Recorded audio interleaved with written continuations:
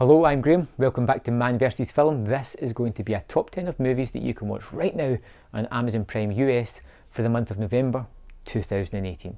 Let's get started. Number 10, Robocop. Detroit in the future is crime-ridden and run by a massive company. The company has developed a huge crime-fighting robot, which unfortunately develops a rather dangerous glitch. The company sees a way to get back in favour with the public when policeman Alex Murphy is killed by a street gang. Murphy's body is reconstructed with a steel shell and called Robocop. Paul Verhoeven's 80s masterpiece Robocop is one of the most gruesome yet fantastically entertaining movies I think I have ever seen. It's stayed with me since the first time that I saw it. The special effects are still fun today, and it has a fantastic baddie in the form of Clarence Bodica. If you've never seen this, or if, unfortunately, you've only seen the crappy remake, you really need to check this one out to get a real science fiction kick out of this bloody, funny, informative and rather interesting masterpiece. Number 9, The Illusionist. Eisenheim is a magician in the early 1900s Vienna who falls in love with a woman well above his social standing. When she becomes engaged to a crown prince, Eisenheim uses his power to free her and undermine the stability of the royal house of Vienna.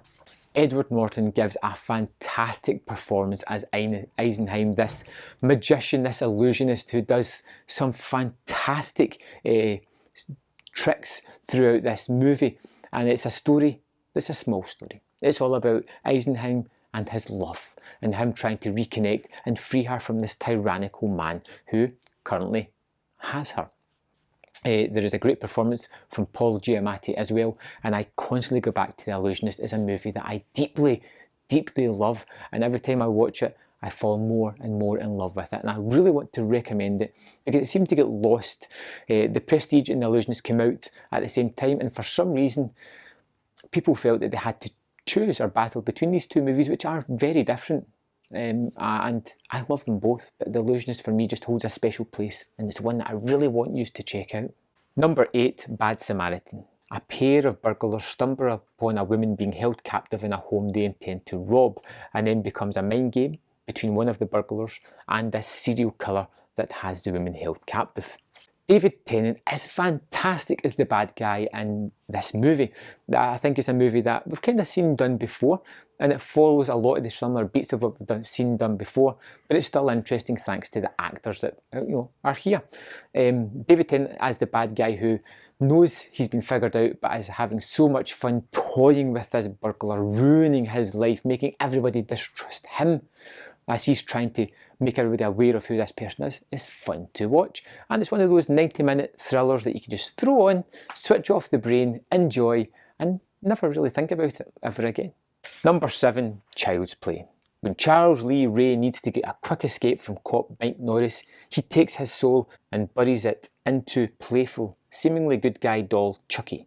Little does he know that a little boy by the name of Andy Barclay will be the new owner of him. Charles confides in Andy while he commits numerous murders, and once the adults accept Andy's story as truth, it's too late. Child's Play was the first of the Chucky movies. It spans like 6 sequels. I think it's so just now it's about to get a reimagining and another sequel. We're going to have 2 of the similar franchises working, and when you go back to the first one, it is a true horror story.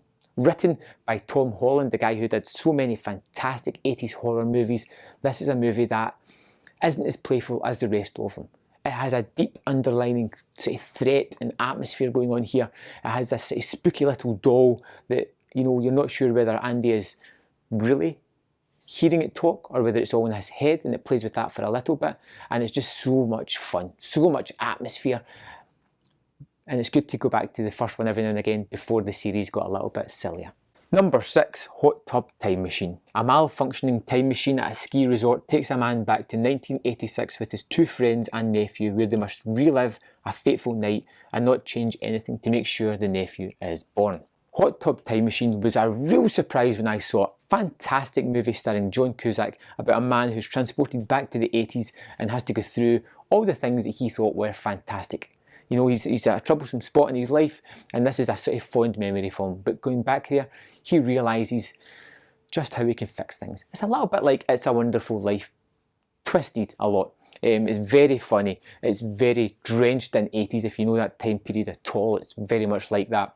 And it's just masterfully done. And it's really funny as well. Got a silly name, had a really poor sequel, but this one is so much fun. Number 5, Jigsaw. Bodies are turning up around the city, each having met uniquely gruesome demise. As the investigation proceeds, evidence points to one suspect, John Kramer, the man known as Jigsaw, who has been dead for over 10 years. Kickstarting the Saw franchise, which I am a huge fan of, but I felt it fell into a formula and started to run out around about part 6 and 7. This was a fresh take on it and kind of rejuvenated the series for me. It brings back the key thing from the first Saw movie, the mystery element. Who is this new Jigsaw? Who has taken over the legacy? Who is it going to be? Which one of the characters? And it's really well shot. It's one of the better shot Saw movies. It doesn't count as much on the gore, but it has some really cool traps, some really good characters, a nice mystery at its heart, which is the key to this movie for me, and it's one that I can thoroughly recommend. Number 4, The Way of the Gun. Two petty violent criminals kidnap a girl being paid $1 million to be a surrogate mother. As the baby is for a gangster, the pair's demand for money sees several henchmen and assorted other ruthless characters head after them to Mexico. Bullets rather than talking are always going to settle this one. Christopher McQuarrie, the man who did the last 2 Mission Impossible movies and Jack Reacher, started off, his debut movie was The Way of the Gun, which starred Ryan Phillippe and Benicio del Toro as 2 criminals who go after a scheme and find it slowly go out of their midst. It is fun, it's full of great dialogue. Juliette Lewis stars in the movie as well, and it has some amazing action set pieces as well. One particularly at the end is really fun, and it's a little bit like Butch Cassidy and the Sundance Kid with these 2 characters, but only in a kind of modern setting. Very much fun, very much forgotten, and well worth rediscovering. Number 3, Starship Troopers. In the distant future, high school kids are encouraged to become citizens by joining the military. What they don't know is that they'll soon be engaged in a full-scale war against a planet of alien insects. The fight is on to ensure the safety of humanity. Another Paul Verhoeven movie and another cracker. This one from the late 90s, and the special effects in this are amazing. They really hold up, which puts some of the current movies to shame, to be fair. It is a ridiculously fun, campy story of these heroes, these school kids that go into different factions of a military and ultimately come for the same goal. It's silly, it's fun, it's gruesome, it's bloody, it's extremely playful, and it is eternally watchable. Well worth checking out. Number 2, Sleepaway Camp. After a horrible boating accident kills her family, Angela, a shy and sullen girl, moves in with her eccentric Aunt Martha, alongside her protective cousin Ricky. One summer, Martha sends the kids to camp. Soon after their arrival, a series of bizarre and increasingly violent accidents begin to claim the lives of various campers. Who is this twisted individual behind these murders? I'm a huge slasher movie fan, and Sleepaway Camp is one of the weirdest and kind of best. It is set in a camp and has actual kids there. You know, something that rarely happens in these movies. It seems to be teenagers or people in their mid-20s pretending to be teenagers. This one has actual kids, it has really gruesome murders, and it has an extremely horrendous sting in its tail as well. This is a movie that you don't want to know anything about. The 2 sequels that come after it are particularly great as well, but this one is definitely worth checking out. If you're a slasher fan and you've never heard of this is time to put this fantastic movie on. Number 1, You Were Never Really Here. A traumatised veteran unafraid of violence tracks down missing girls for a living. When a job spins out of control, Joe's nightmares overtake him as a conspiracy is uncovered, leading to what may be his death trip or his awakening. Joaquin Phoenix stars in Lynn Ramsey's tremendous movie. I can't rate this highly enough. This is going to be really up there at the end of the year for me as my favourite movie of the year. It's currently very much in the top 3 at the moment. Another rewatch may just push it over the edge. I think there is a fantastic performance by Phoenix, who is fast becoming just one of the greatest actors of his generation. And this tale of a man who is extremely damaged and takes out his frustrations by helping girls who've been kidnapped and put into nefarious situations.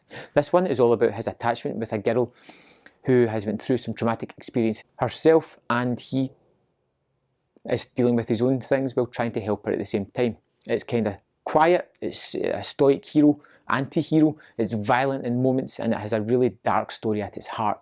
But this is a movie that for me is absolutely unmissable due to several factors. Direction, story, performances, everything just works really great. And this is my #1 recommendation for this month.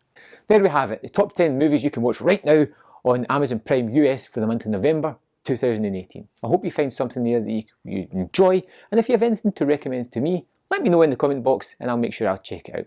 Thanks for watching, and I'll see you next time on Man vs Film.